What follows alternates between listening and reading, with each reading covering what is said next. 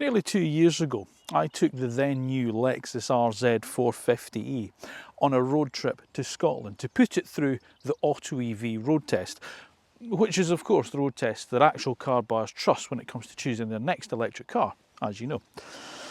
And I had high hopes for the car, in fairness, because I'd always really liked Lexus as a brand. My late father was a Lexus driver, and I'd always really quietly admired the brand and the way that they did the products and the efforts that they put into making sure that they stood shoulder to shoulder with their contemporaries such as BMW, Mercedes and Audi and Jaguar. Unfortunately, I was left very disappointed and more than a little frustrated with the car. Poor efficiency, woeful range, frustrating infotainment undid all the good work that a nice design and the comfort and refinement that you expect from Lexus had already done. And as I say, it was a real disappointment for me, especially having driven it all that way up to Scotland. Well, now we have this, which is another Lexus RZ, but this is the 300e, and this one is slightly different. So to find out whether this one is any better, I've brought it on another long road trip to a different part of the UK, Cornwall. Welcome to this week's road test review. Welcome to the new Lexus RZ300e, and as always, welcome to AutoEV.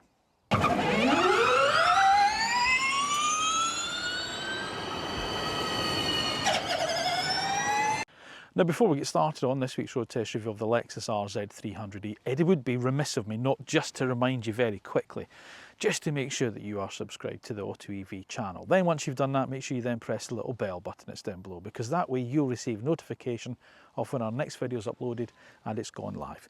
Once you've watched the video, and if you enjoy it, and I sincerely hope you do, please give it a little thumbs up, and of course, as always, don't forget, leave me your thoughts in the comment section down below. Let me know what you think about the cars we feature on the channel, such as the Lexus RZ300e, and of course on the AutoEV channel as a whole. Now, let me just take you back, as I say, nearly a couple of years to that RZ450e.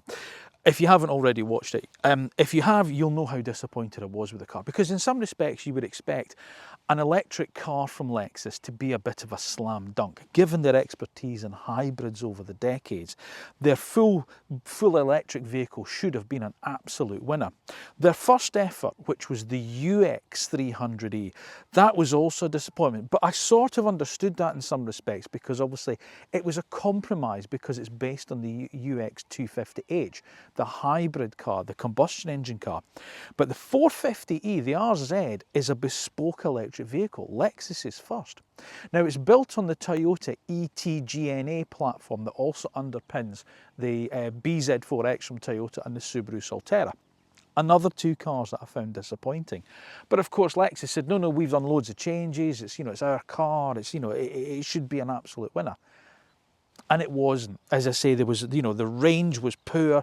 I almost had to charge 4 times on the way up to Scotland, something that would normally just take me 2 charges. I was getting poor efficiency. As soon as you switched the aircon on, the mileage dropped way off, and the infotainment system was so frustrating. It was just, it was leading me to drink. It really was.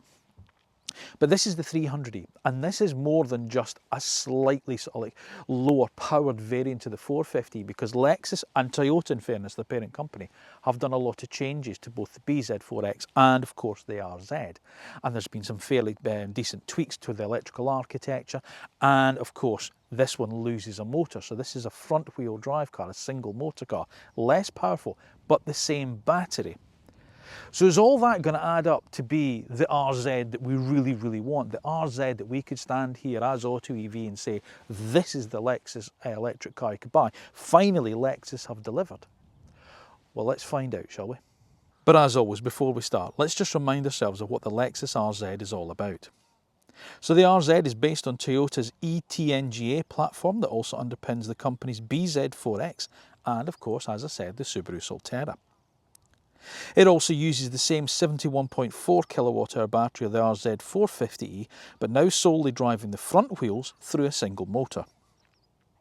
It has a WLTP range of up to 297 miles, depending on trim level and wheel size. And it's priced from just over £50,000 up to just over £60,000, depending on that trim level that you choose. So more miles, but for less money, while still retaining all the attributes that we love about Lexus. So finally, do we have the electric Lexus that we could recommend that you buy? Well, to find out, of course, we're going to put it through the road test that actual car buyers trust when it comes to choosing their next electric vehicle. And even down here in Cornwall, it is the AutoEV one. Now, as always, we're going to start with styling, but before I do that, can I just say a couple of little things? First of all, I'd like to say a big thank you to the Mount Pleasant Ecological Park who have allowed me to film here today. They're not sponsoring the video, it's just that I've filmed a few reviews up here because it's nice and quiet and the view is stunning. And it's very, very kind of them to let me do that. So just a little word of thanks to the Mount Pleasant Eco Park for allowing me to do that. If you're interested in coming here, I'll put a link down in the description down below as well. It's a little campsite on the outskirts of a town called Porthtown, which me and my family have been coming to for about the last 10 years or so, and it's a stunning part of the world. So to say thank you guys, I really, really do appreciate that. And also as well, if you do see a little white dog wandering around, then I've got my dog here, Finley, he's up with me doing the filming. So if you see him wandering around, apologies, but he's not a stray, it's my dog. Right. Styling. Well, there's not really an awful lot to tell you over and above what we already talked about in the 450e because they've sort of left this styling well alone, and I think that's a good thing because I happen to think this is a really sharp looking car, literally. Of course, you've got Lexus's sort of like, you know, real sort of like sharpish front end, but of course their spindle grille isn't evident because you don't need a grille on an electric car. So they've sort of done the front end as if it does. We've got these sort of like spindle-like bits that sort of like come into the side area here where it would be if it was a grille, but see, it just gives a bit of an interesting feature. I have to say the car I drove to Scotland, the 450e, was a two-tone or bi-tone as Lexus call it, with, you know, with the black bonnet, the black roof and stuff. I wasn't really keen on that, and I have to admit this all-in-one car, this all sort of like soul colour one, I really do like. I think it's much nicer looking personally. It's a personal thing, colour obviously. Although it's a pearlescent white, I'm not sure it looks as good as it could maybe in some respects. You know, with the black areas around it, it makes it look a little bit cheap. They do a really nice dark grey, a really nice metallic blue, or the copper colour as well, which is really cool on the car. But yeah, I prefer the sort of like the monotone to the bi-tone, but you've got the option if you want it. Anyway, back to the styling. So you've got this sharp edge to the front here, but the bonnet almost comes up to, also the bonnet, the nose cone comes out here and then it dips back in there with your big Lexus badge there, and then of course all your cooling is done down at the bottom here. You've got parking sensors. There is some sensors sort of like hidden in here as well, so it's quite clever the way they've managed to keep all the tech really well hidden, I think. You've got the usual Lexus sort of like tech DRL running lights there with the nice matrix LED headlamps there, and then of course you think there's a little bit of vintage going on there, but there isn't, it's a bit fake. There's a tiny little bits of gaps in them there, but I don't think that's necessarily for the airflow. But on the whole, I think it looks really sharp from the front, I really do. I think it's a really good looking car. I love these sort of like sharp angular lines. Lexus's styling, I've always said, is a bit hit or miss. You get some of them that are just a bit bland and a bit forgettable, and yet other ones like the RC, you know, the LFA, you know, cars like that look really, really on point and really cool. And I really like the RZ. I think it really stands out, and I do think in the right colour it looks quite classy. But as I say, there's not really any change over the 450e in fairness, other than wheel sizes. But we'll take a walk around and just remind ourselves about the rest of the car. Now, it's a medium-sized crossover, as you'd expect. It sits somewhere in between Lexus's own NX and RX in terms of its size, and it's longer than the BZ4X that it shares its ET-NGA platform with, obviously, and the Subaru Solterra. It's longer than the Toyota and the Subaru. It's also slightly wider, but it sits lower to the ground, gives it a slightly more sporting sort of stance to the car. So back onto the styling, you get 18-inch wheels on the lead-in models in the range. Now this is quite important. Now, I'll talk about trims and such a little bit later on. You get an urban and then you move into the premium. This is a premium car, so this gets the 18-inch wheels. If you go for the top of the range Takumi car, you get 20-inch alloys, or you can put them as an option on these cars, but you'll lose up to 30 miles of range by adding those bigger wheels on it, believe it or not. And in some respects, whilst I do think they look great, the big 20s on the car, I really do, in terms of range and efficiency, I think you want the 18s in fairness. So I'd stick with the standard 18s if you're going for one of the lower trim grades. Anyway, there we go. You get ubiquitous sort of like black cladding here, and that's what I mean against the white. I'm not sure it sort of like says the premium that Lexus stand for, but you know, everyone's different in fairness. You've got obviously the black door mirrors, the contrasting door mirrors, which have the nice little repeater LEDs, turn indicators in there. A big shout out to the door handles. I love these door handles. They don't pull out. They're a little bit like the Audis as well. They've got a little touch pad on the inside, and it feels really nice as you pull it. And when you shut it, the build quality you get from Lexus is fantastic. So that is a big plus point as well. Look at this, doors go right down to the bottom of the sills, and you know how much I love that. So when you're getting in and out, you're not dragging your trousers across a dirty sill there. Privacy glass, standard on this trim level here. Quite rakish looking, isn't it? You know, and you get these sort of like twin rear roof spoilers like you get on the Toyota, which is quite nice.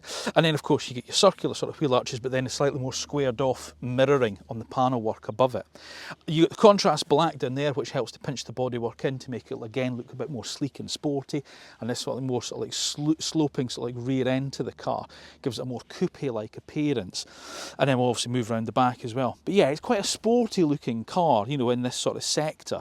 And I really like it, and I do think it's, you know, in terms of the Toyota and the Subaru, both of which I think are quite interesting. Toyota's had a big facelift, and the Subaru's getting one. I noticed it in the news last night that the Solterra's getting a facelift for 2026, but I think the Lexus is a real sharp looking car, so kudos to you there, Lexus. Definitely one of your best efforts.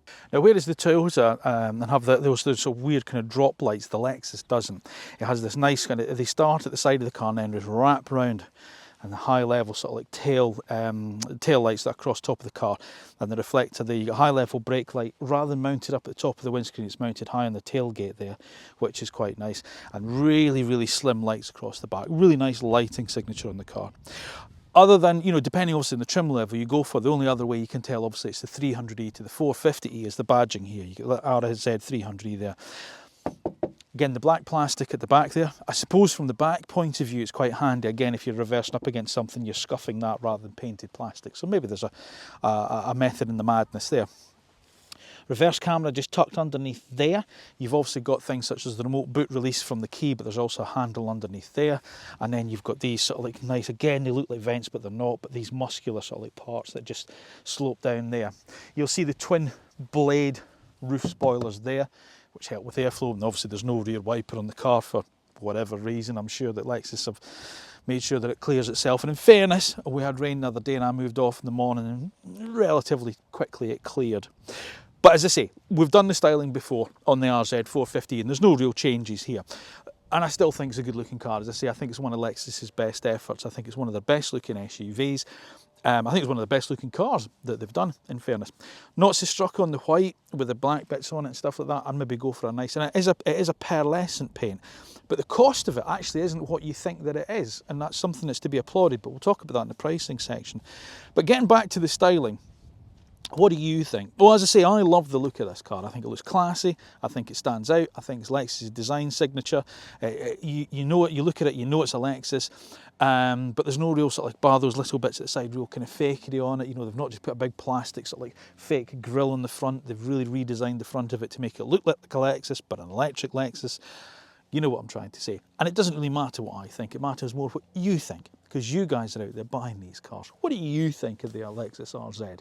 Would it tempt you away from, say, a BMW or a Mercedes or an Audi or a Toyota or a Subaru? Because in terms of price, you might be surprised with what this costs. Anyway, let me know your thoughts down in the comment section down below. So in terms of practicality, what do you get? How many dogs can you get in the back of your Lexus RZ300e? Well, you can certainly get one Havanese in the boot here because it's 522 litres as standard. And there's a split folding 60-40 rear bench if you need to fold that down and make it bigger. So 522 litres is fairly decent in terms of this class. It's bigger than the BMW iX, which is a much larger car overall. Although obviously it falls short, even something, believe it or not, like the old Jaguar I-Pace, in fairness. But it's still more than enough, I would suggest, for what you would get you know, in this class. You've got this parcel shelf, which is sort of like a flimsy cloth material here, but in fairness to Lexus, it does fold up, and it means you can store it underneath the boot floor. Now, although this is the single motor car, you don't get a boot at the front, a frunk, a fruit, whatever you want to call it, because it's front wheel drive. So there's no storage space at the front of the car.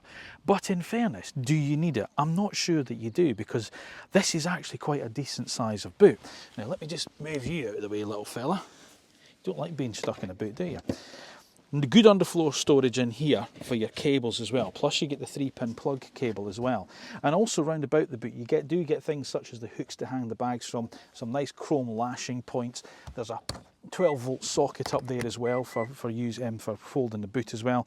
Plus I think as well you get the kick remote for closing, opening and closing the boot. So in fairness, it's actually a decent size and probably more than most people will need. Now I would tell you, turn around to you and say, like say, we brought all our stuff down for loads of stuff, but we actually brought 2 cars down to Cornwall. I know it sounds odd, but we've actually got a big Jeep Grand Cherokee because my wife's been here all the 2 weeks. I've been backwards and forwards filming other reviews for House of Cars with other cars. So I didn't really bring an awful lot down with me, in fairness, so I can't tell you that it fits all of the stuff that we've had in. But you know, as I say, we've got a couple of folding camping chairs in there, my daughter's bodyboard's been in the back there, you know, some bits and pieces when we've had days out and stuff. So yeah, more than enough I would think for what you would need. Before we go on, it's probably a good idea for me to point out that I don't normally have Finlay in the boot of a car.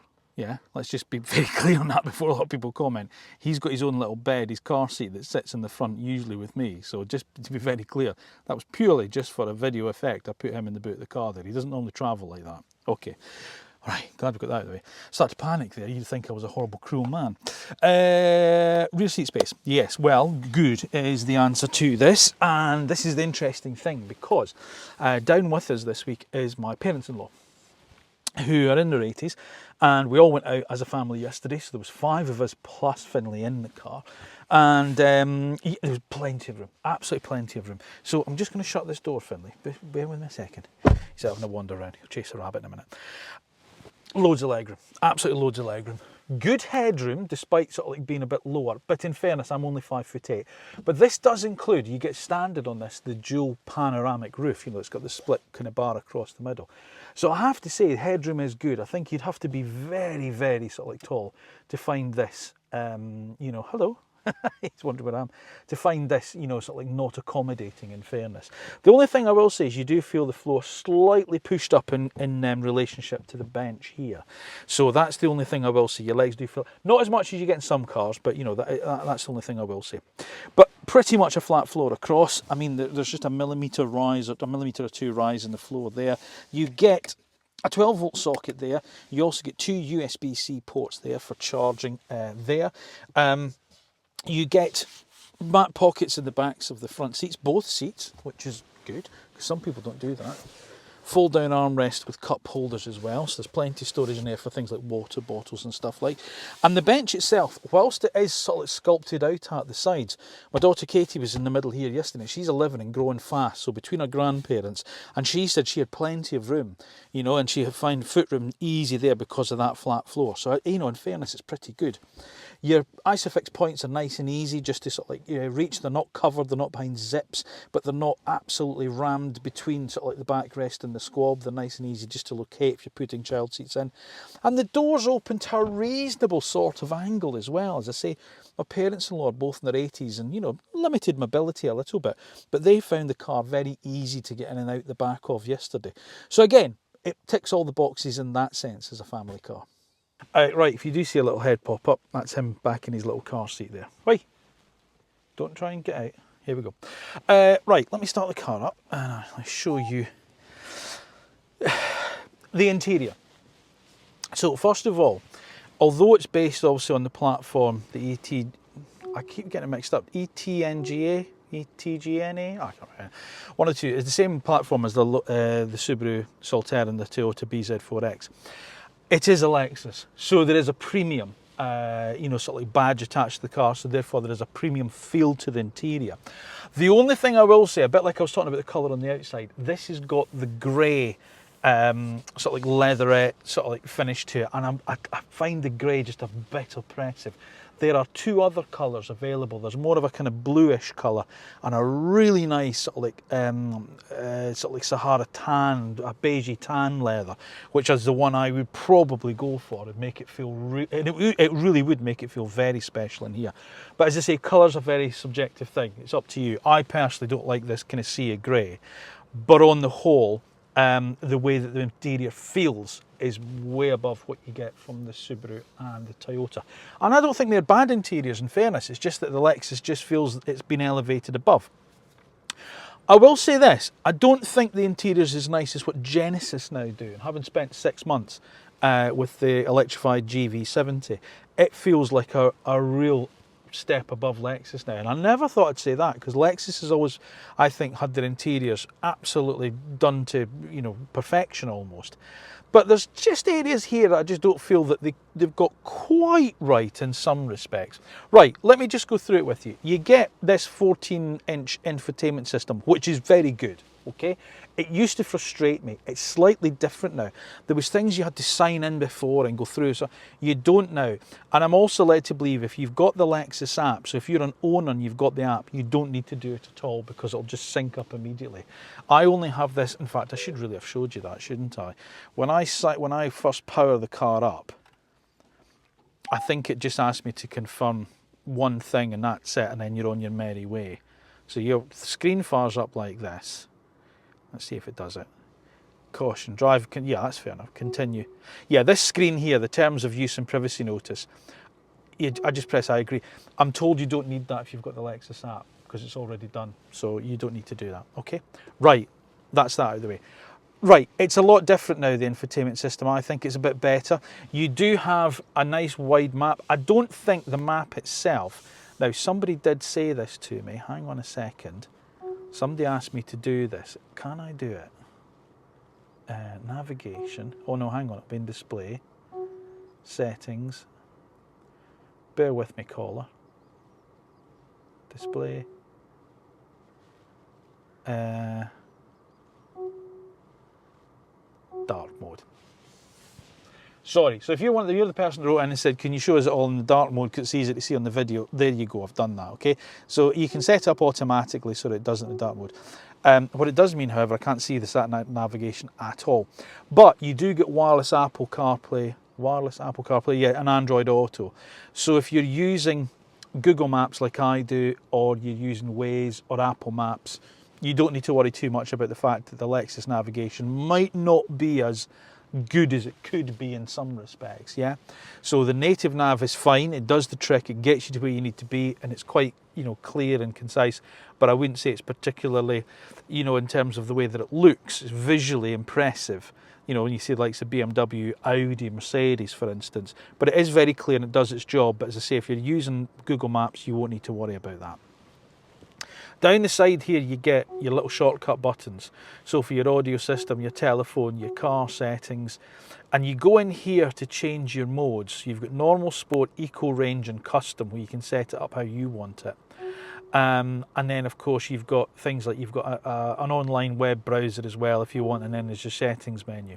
Right, the one thing I will say in terms of turning off the safety systems, the ADAS systems, which is something that I'm talking about an awful lot at the moment on every review we do, it's relatively straightforward. So as you're, you know, before you set off, if you go into your car setting there, you go into driving assist, and they're all there. So you turn off your lane departure, your road sign assist, job done, okay?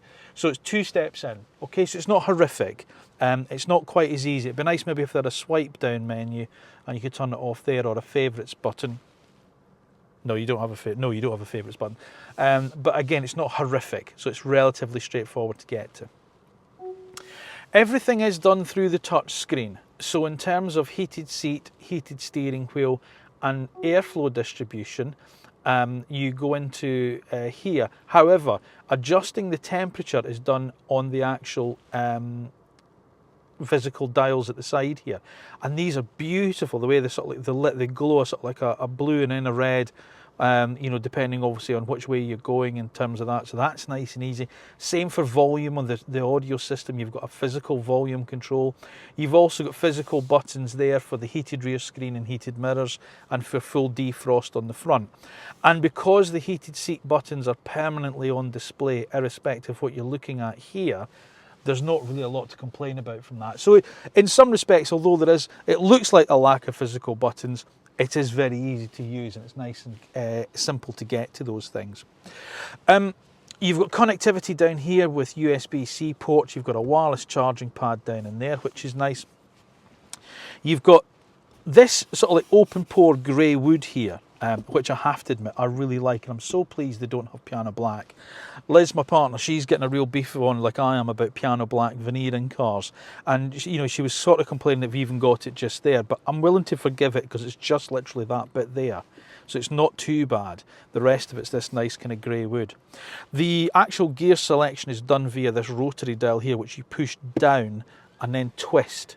So drive or reverse, yeah. Park is a button. It'd have been quite nice if the button on top of that had been there like my Genesis, but never mind. And then you get things like electric park brake, dynamic stability control, and the hold, you know, for holding at traffic lights, so that button's there. Steering wheel. Right, Lexus steering wheels, they've got this weird material on them. Feels like you're stroking a dolphin. Do you know what I mean? It's really soft, and you can't help but rub your hands across it occasionally because it's really soft. It's a weird material, but it's quite nice actually. And it's a nice steering wheel because you've got just the right amount of physical controls on it. So volume over here, track search there, cruise control buttons are up here, and then for navigation and stuff, you know, for navigating your dashboard and things, is these ones across here. You do have a driver attention monitor, which is mounted here, and that really does chastise you if you take your eyes off the road. I've noticed that the last couple of days. Well, I've been driving it nearly a week, this car now, and it really does. You know, if you're sitting talking to each other like this, oh, does it come at you and tell you you're not paying attention in there. It's not big beeps and stuff, but it does keep coming up at you and saying, pay attention to what you're doing, which you should be, in fairness. You've got some little buttons up here for your odometer and your trip meter and for dimming your display of this. You don't have that thing with the Toyota where they push the screen right to the base of the windscreen. It's more of a conventionally mounted display in front of you, and it's really nice and it's very easy to read. At first, again, there seems like there's quite a lot of information there, but the more you sort of look at it, the more you realise it's just the right amount. So your big display in the centre is your speed, your gear indication, and then your battery meter on the side. Your range is down at the bottom, and then on the side bit here you can change that, he says, but I can't do it now because the door's open. Yeah, because the doors are open, it won't let me do it. But there's a display down the left-hand side where you can go through trip meter, your media, and things like that. So it's just configurable enough. And because the map and stuff is right there, and maybe it would be nice if you could have the navigation in there. I do like it when it's in front of you. But in fairness, because that screen is so big and because it's nice and clear and the resolution's pretty good, I can't really complain about it. Resolution could be a little bit better on this screen. That's the only thing I will say. There just feels a little bit of a difference in the resolution between this screen and that screen. And you just notice a slight blurring of the edges of the numerics in this one. But that's that. The comfort. Well, this is Lexus's forte as far as I'm concerned. So the seats are really supportive. They've not got an adjustable squab or anything, but they're probably just the right size for me in terms of, you know, the length of squab. And, you know, on this one there is a full range of electric adjustment on the seat as well. So again, really, really nice and easy to use. On the door panel, you've got your usual suspects such as your mirror controls and your electric window switches. Sorry, going back to, I should have said it back to the steering wheel. In terms of its adjustment, you've got reach and rake adjustment for that as well. Column stocks, they fall neatly to hand, and they've got a real nice click to them, and everything feels good. And that's the other thing. It's not quite as good as the Genesis in terms of the way things move, but you know, just the way that these move, they've got a nice sort of like fluid movement to them. You know, they feel quality, although they are plastic, but they've got their sort of like rubber bezels around them, so you've got a nice grip of them. You know, this, it's plastic, you know, whereas the Genesis was metal, but still, even so, it still feels good quality. And that's the rest of the interior. Do you know what I mean? The rest of it, it all feels nice and well put together. As I say, it doesn't help with this grey because it makes it look quite bland in some respects, but the actual feeling of the materials and stuff when you sit in it is really good. Right, you don't get a glove box with the car. I can't show you because Finley's bed's there. There's no glove box there. But you do get this this under console storage area for your handbooks and stuff. And it's got little sort of like flaps on the side so you can conceal things, which is quite handy. This, however, I do like. Look at this. It will open that way. And it will open that way. So it's double hinged. It's really clever. So if your passenger's chucking stuff in, you know, it doesn't interrupt you as the driver. I like that, that's good. And the door bins are a decent shape, and they'll take water bottles and a decent amount of stuff in there that's down there. And this storage bin as well, you know, it's not massively deep, but you can still get a good amount of Starbursts in there, or Frutellas, or a good packet of decent Polo Mints down in there. So the interior, it's a success. I liked it in the RZ450e. That bothered me a little bit because there was too much to do, but they seem to have changed it quite a lot, and there doesn't seem as much. It doesn't seem quite as horrific to use. And as I say, whilst I don't think the nav is as good as it could be, I'm willing to forgive it because the rest of it's fine, and you get the Apple CarPlay anyway, so you would just use Google Maps or Apple Maps. So that's all right. The driving position is comfortable. I did 4.5 hours in the car the other day driving down to Cornwall myself. And I have to say, not once did I feel achy, not once did I feel like I was moving around in the seat just trying to, you know, arch my back or, you know, it was perfect. You know, the comfort is absolutely fantastic on the car. Good driving position. It's well equipped to standard as well. This premium model that's on this car is everything you see here. The only option this car has is the metallic paint, the pearlescent paint.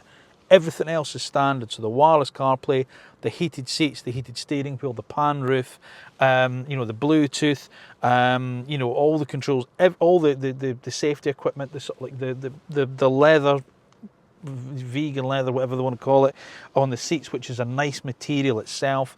All of that standard. The electric seats standard. So can't knock it for that. So yes, very good interior, a step above the Toyota and the Subaru without shadow of a doubt, as good as you'll get from BMW, Mercedes as well, and Audi now. So Lexus, you've done well here, can't complain at all.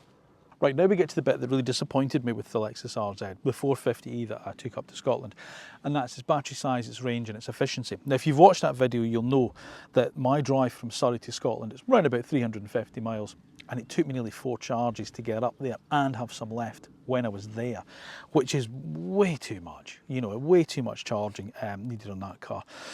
And this was the thing that really disappointed me. You know, things like you switch the aircon on, you know, the mileage plummeted by like 40 odd miles, and who doesn't drive with their aircon on? You know, that type of thing. I found it really, really disappointing. Now, in fairness, with the 300e, they've kept the same battery, which is another bit of a disappointment in some respects, because although on the face of it, you know, it's a 71.4 kilowatt battery, that's its gross capacity. Its actual net usable capacity is just 64 kilowatt hours. Now, there are other cars in this class, and dare I suggest from brands that you might not see as premium as Lexus, that offer way bigger batteries and way bigger range than this car does for similar, if not less money. People like, you know, Skoda, Ford, BYD, those type of people. So in some respects, there's still a little bit of a disappointment here. However, the 300e is vastly different to the 450e in the way that it delivers what it says it's going to do. Now, the 450e has a WLTP range of around about 260 odd miles, and I was struggling to get it to do 200 miles. That's how bad it was. This is a completely different kettle of fish. This has a WLTP range of 297 miles. Now, that will depend on the trim and the wheels you go for. Remember I was telling you about the wheels earlier? So that's the premium trim with the 18-inch wheels. 297 miles is the WLTP range. I charged the car up to full Sunday night. I was driving down here on Monday, driving down to Cornwall on Monday. When I took the car off the wall box, it was showing a range from flat to full of 267 miles. So that's okay. And it pretty much did that in some respects, or certainly it felt like it would do that. And I was driving down from Surrey to Cornwall, which if you've done that trip, you'll know it's mostly motorway, dual carriageway, a little bit of stop-start traffic, but not a huge amount in fairness. I had the aircon on, it was in the normal mode, I didn't put it in eco, and I was getting in excess of 4 miles per kilowatt hour. That is way, way better than I got from that 450, way better, almost double what I got from that car. So in fairness to you, Lexus, you've done well to improve that. Toyota have done the same with the BZ4X. I did drive an updated BZ4X last year, but because it was only just some small electrical changes, it didn't warrant a full review. But Toyota said, look, come and drive it and see what you now think about it. And it was better. And that's certainly the case here that we've got the Lexus. So kudos to you. Whilst it's disappointing that maybe in some respects that something like this is not a 300 mile plus car, at least it will pretty much do what Lexus claim it will. So I am pleased to say that. Okay, right, charging speed. 150 kilowatts. Again, a bit disappointing But because it's such a, a small air battery, let's claim the 10 to 80% charge, the benchmark charge, is done in just under 30 minutes. And again, it does. That's exactly what I got out of the car the other day. And they've also changed the way the charge happens. So the charging curve is a bit flat. It doesn't peak and then just drop straight off. So it holds its charge a bit longer. So again, the 10 to 80% charge, anything under 30 minutes, as you'll know if you know this channel, we always say, is good enough for most people. It's enough time to have a coffee and a bacon roll or whatever, and then get on your way. And that's exactly what it does. So in fairness, it's a lot better in terms of its mileage, its efficiency. If the charging speed and battery size still disappoint, and others do it better, it's still not horrific in some respects. Right, charging up from your 7 kilowatt wall box will see you go from an absolute flat to absolute full in 11 hours and 30 minutes. Right, what does the RZ300e feel like out on the road? Well, there's a deficit in performance, obviously, over the RZ450e because you've one less motor. So it's front wheel drive, 201 horsepower as opposed to the 309 horsepower you get from the RZ450e. So 0 to 60 in this car takes just over the 8 seconds as opposed to the 5.3 seconds of the 450. But I don't think this car really needs that level of performance, and I'm going to explain why. Lexus as a brand do some sporty cars, okay? There's no doubt about that. They did the ISF, the LFA, the RCF, those kind of cars, and that's absolutely fine. That's great. But their main USP has always been luxury and refinement to me. That's what I've always, whenever somebody says Lexus to me, that is what I think of. That's the sort of like the quiet, sort of like refinement and the quality you get from their other products, from their main products, the LS, the GS, the RX, those kind of cars. And that is what you get with this car. And that is why I think the 300e is the RZ to buy. Because you're getting more range. Okay, it's the same battery and all the rest of it, but you are getting more range. And the RZ450e just, I don't know, yes, it's quick, but it's not a fun car to drive, It's not what the car's about. So sacrifice the performance in my mind and go for this one, because to me, this is the one to have, okay? Now, there's a couple of faults with it, in fairness, how the car drives. I don't want to say faults, but there's a couple of things that I note that, that aren't exactly perfect.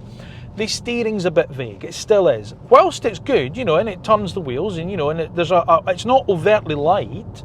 It's not a light car, it's feather tip light, you get with some cars, especially some of the newer Chinese brands. There's an element of it, that you do know what's happening, but it's just that it's not very communicative. But that's fine. I don't mind that so much. I'm willing to put up with that for the rest of the stuff that's good. The only other thing that I would say there's a little bit of a problem with for me is the brakes. It just feels a little bit odd because the accelerator's got quite a nice weight behind it, okay? You get some cars, some EVs, that have got a real sort of like, it's a real like a switch that you stand on. The Lexus isn't. You've got a nice firm push on the accelerator pedal and it responds accordingly. It feels very combustion engine like, as a lot of EVs do nowadays, I think. But the brake pedal, it's not quite the same weight. You push it and you go, hang on a minute, you've really got to push it to make the car stop. So you've got to have a lot more effort on the brakes than I would dare to suggest ideally like. You can alter the brake regen, so you can counter that with the paddles behind the steering wheel. So the car will haul itself up. If I come, there's nothing behind me. It won't pull it up to a stop and hold it, but it brings it down right down to a creep. So there's a reasonable level of one pedal drive with it. But if you're like me and you take all of that off and you prefer to actually stop the car yourself, you've got to really push that pedal. You've really got to push the pedal. In terms of the chassis, well, you've got McPherson struts up at the front. You've got double wishbones at the back, so it's good chassis setup, as you'd expect, and you can feel that in the car, So in terms of ride comfort's very good, and I'll also attribute that to a lot to the 18-inch wheels that this car comes on as well. That's why I'd say also avoid those 20s. They look great on the car, but you'll eat into the range and there's a little detriment to be paid when it comes to the ride quality. It's not as sort of like, you know, magic carpet as say my old Genesis electrified GV70, but then it is still passive dampers. So given the fact that it is passive dampers, they do a very good job of isolating you from what's going on underneath. So when you do hit you know, a sort of like an expansion joint or a drain hole cover or a pothole, you know, as you sometimes get obviously on UK roads, whilst you feel it, you're not shocked by it. You know, you know it's there, but it doesn't send this massive shock wave through the car. So it's, you know, it isolates you enough from it that you could turn around and say, yeah, that's a good ride quality you get from the car. The other thing about it is all the other noises that you would get from the car. So road noise is probably the most prominent, but it's not what you would call consistently there. You know, there is a little bit of road noise. Sorry, I'm just going through this. This is St Agnes. This is a beautiful little village, but it's, gosh, it can be tight, especially when you've got cameras sticking out. So yeah, so you know, as I say, you would not call the road noise, it wouldn't disturb you in any way as such. But of all the noises, that's probably the one that you can hear most. And even then, it's only on quite coarse surfaces. On a smooth surface, the car is fairly silent, I would say. Wind noise is kept very well in check. You know, I came down 4 and a bit hours the other day, from Surrey to Cornwall. You know, a little bit of a rustle around the bigger wing mirrors, but you know, nothing that you would call disturbing. You turn the radio up another notch and it drowns it out. But wind noise is kept well in check. As I say, road noise in general is kept very well in check when you're on the smooth surfaces. So yeah, that's the other thing. You think of Lexus, you think of refinement, you think, you know, quiet luxury, and that's what you get from this. And that's why I think this 300e is ticking all the boxes for me. Yes, I get it, you know, there are some cars in this class that will offer a range closer to the 300 mile mark, and do it well, you know, with better efficiency. There are some cars with bigger batteries, there are some cars that are there more for the enthusiasts. But what this 300e, with the 450e, it's a car that I would have gone, you really got to want to have a Lexus to buy it in some respects, because there was too many negatives to outweigh the positives of the car, and that was what disappointed me with that car. With this car, it's very much the other way. The positives of it far outweigh the negatives, and whilst it's not maybe best in class, what it does is it brings the Lexus back into contention and makes it a viable alternative for the other cars that are out there. And I'm really, really pleased to say that, because as a brand, I really like Lexus and I really want them to have a good car. I really want them to have a good showing in this class, because all the other bits about Lexus that I love are here. And now it's got a car it's nice to drive, it's quiet, it's comfortable, and it delivers decent efficiency. At the moment, okay, admittedly I'm going around sort of like very low speeds, but at the moment the trip computer is showing me an average of 5 miles per kilowatt hour. That's what I want from Lexus, that is what I want, and this car delivers it. Stay away from the 450e, get the 300e, save some money, add some miles, and still have all the stuff that makes the RZ a good car, and it's here. I'm chuffed to bits to be able to say that, I really am. Right, let's talk about pricing now, because this is another area that I think the Lexus have really, I think they've hit the nail on the head with this car in terms of its price point. Given the fact, as I say, that it's a premium brand. You know, let's remember Lexus is a car brand that goes up against the likes of BMW, Mercedes, Audi, the Jaguar that we used to know in that sense. And I think they're sort of like the benchmark that Genesis sort of like almost pitched themselves against, saying that we wanted to be like Lexus guys. So in fairness, I think the way they've priced this car is very, very good. So you can get into an RZ now for just over £50,000, which will be the urban model. And this is sort of mirrored with the 450. The trim points are mirrored with the 450. So it's not like if you go for the single motor car, you lose out if you want a real luxurious or like interior. You can order it with the top of the range spec, but with a single motor, so kudos to you there as well. This car I've got here is the premium grade, okay, so you go Urban Premium, I think it's Premium Plus, and then Takumi, and then with those as well you get the option to have it with a bi-tone, which adds on extras to the paint. So this particular car I've got here as tested is £56,295, and I say the only option here is the pearlescent paint, which surprisingly, and I genuinely had to look at this, is 250 quid.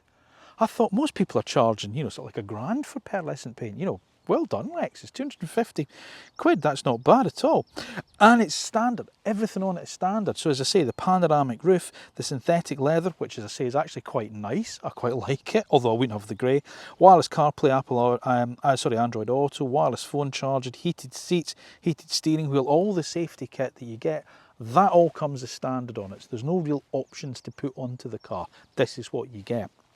The other thing with Lexus is the warranty, because on the face of it, it seems disappointing. It's only a 3-year warranty. However, if you get it serviced at your local Lexus dealer, and let's be honest, you know, time and time again people say Lexus, and this is coming from first-hand experience because my father, as I say, was a Lexus driver, and he had nothing but praise for his local Lexus dealer.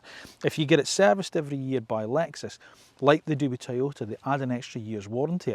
So you can warranty the car up to 10 years, not the battery. The warranty on the car can go up to 10 years. That's phenomenal. So as an overall ownership package, in terms of cost, you're getting a huge amount for your money, I think. Right, let's talk about the competition. Pop this away, because I keep saying the same thing in terms of competition, because these medium-sized crossovers, they're all the rage now, so we keep mentioning the same cars every week. So let's just discuss where we see Lexus as a brand, yeah? So do you see it as a premium brand then? If you do, you're going to be looking at the likes of BMW, Mercedes-Benz, and Audi, and Genesis, you know, in fairness, because they are pretty much where Lexus were when they first started off.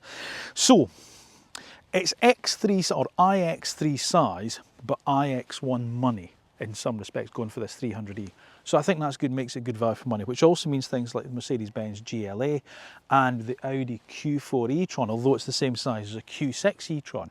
So that's what I'm saying in terms of, if you pitch it against rivals, how it looks in terms of its value for money. Good value for money car. So those are the sort of, from those guys, those are the cars that you probably can compare it to. Genesis, now I mentioned I had the electrified GV70 as my last long-term car. Hopefully you saw the final report on that car a couple of weeks ago.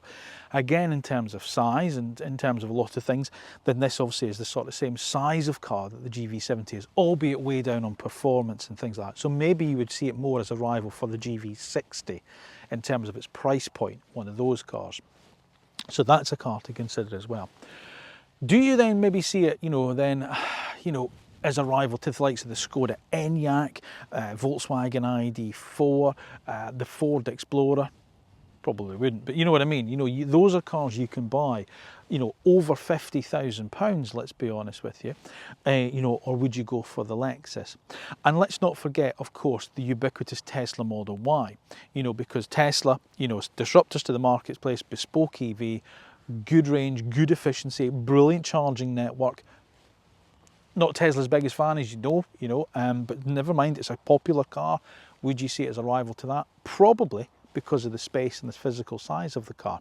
And if you're seeing it as a rival to that, then you've also got to consider some of the new cars that have come onto the market that we've tested just recently as well. The likes of the BYD C-Line 7 and of course the Xpeng G6. Now that's just a few that's around at this sort of size and price and stuff like that. But I think the Lexus is a real strong offering here, considering, as I say, those whole life costs that we've just discussed in the pricing section, and the way this car drives. I do think you're getting an awful lot of car for your money with a Lexus. So here's what we like, and also what we don't like about the Lexus RZ300e. Well, we like its styling, its interior design, materials, and the quality. It's refined. It's really well equipped to standard. The improvements that Lexus have made to its range and efficiency over the RZ450e. We also think that it's quite well priced in the marketplace. And of course, as mentioned, there's the Lexus after sales care that comes as standard. We don't like, well, it still doesn't offer the range and the larger battery sizes of some of its more mainstream rivals. And of course, again, the electrical architecture and charging speeds are not as good as those rivals. The steering feels a little vague, which means that keen drivers will need to look elsewhere. The Lexus RZ300e is a car that has finally come good. Whilst it still disappoints in some respects in terms of its battery size and its range in comparison with other cars within its competition group, at least now it will actually do what it says. And yes, there are cars, dare I suggest, that offer more space and more practicality for less money, and there are cars in the class that offer more for the keener driver than what the Lexus do. But in terms of its overall comfort, its refinement, its build quality, and dare I suggest ownership costs that come with the Lexus badge, this is now a very, very compelling argument and a very easy car to recommend. Finally, Lexus have given us the best electric car to date, and as I say, it's a very easy one for me to stand here and recommend to you. Finally, they've done it. Thank you for watching another road test review on AutoEV. As always, please make sure you are subscribed to the AutoEV channel, and then once you've done that, make sure you then press the little bell button that's down below, because that's the way you'll be notified when the next video is uploaded and it's gone live. If you have enjoyed this week's review, make sure you give it a little thumbs up, and of course, as always, don't forget, leave me your thoughts in the comment section down below. What do you think of the Lexus RZ300e? Would it tempt you away from the likes of a BMW, a Mercedes-Benz or an Audi now? You know, is it finally delivering the range that you would expect a car at this price point, and dare I suggest at this sort of like market sector, that's going to make it a worthwhile car for you? Let me know your thoughts in the comments down below. Do you have an RZ450e? Do you get on okay with it? Are you disappointed with it? Do you wish that you'd waited and bought the 300e? Again, let me know your thoughts in the comment section down below. I'd also like to take this opportunity to also thank once again the Mount Pleasant Ecological Park in Porthtown in Cornwall for allowing me to film here today. If you are interested in coming here camping or hiring out one of the little camping huts, or you know, coming here with your caravan or whatever, they do loads here. They've got music festivals, they've got food festivals, lots, yoga retreats, all sorts here. So follow the link in the description down below. As I say, the video's not sponsored by them, but they've been very kind in letting me film here. So if you are interested, follow the link and give the guys a little shout. Remember, we're also across on all social media as well, so Instagram, Facebook, X, LinkedIn, TikTok, we're there as well. So if you want to give us a follow there, it certainly would be appreciated, because it help the channel. And if you're interested in buying an electric car, it might not be a new Lexus RZ300e. Maybe you're thinking of, you know, sort of maybe some, I don't know, a used UX300e from Lexus, but you want to know a little bit more about it. How do you find out? Well, stay on the AutoEV homepage on the YouTube channel, and just at the top there, there's a little magnifying glass. Type the name of the car you're interested in there, and of course, if it's been a new electric car in the UK in the last 6 years or so, then of course we'll have subjected it to the road test that actual car buyers trust when it comes to choosing their next electric vehicle. And that, folks, is the AutoEV one. All that remains for me to say is, on behalf of myself and Finlay, thanks again for watching, thanks again for supporting the channel. We'll see you again soon. Come on, Finn, let's go for a walk. Come on, boy.